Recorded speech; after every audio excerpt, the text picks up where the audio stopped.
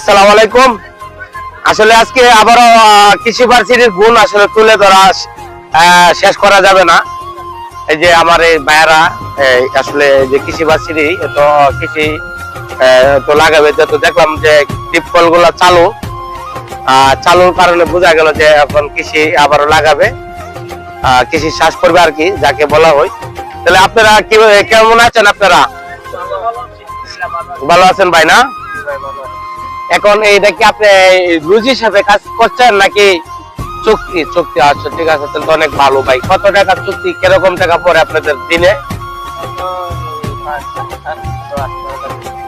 এতে কি আপনাদের সংসার সুন্দর চলে?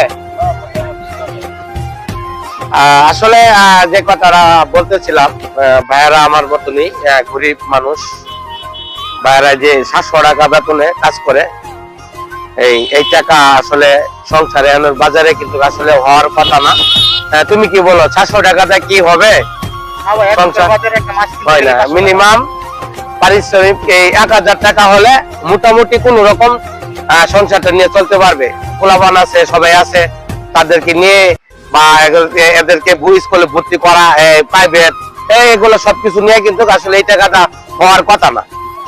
আচ্ছা ঠিক আছে, যদি এই একটু টাকা বাড়ায় দেয় যারা কাজ করা, অবশ্যই তাদের জন্য অনেকটা সুন্দর হবে এবং ভালো হবে। ভাই আসি, ভালো থাকেন। একটু ভিডিও বানাইলাম আপনাদেরকে নিয়ে। ঠিক আছে ভাই, আসসালামু আলাইকুম।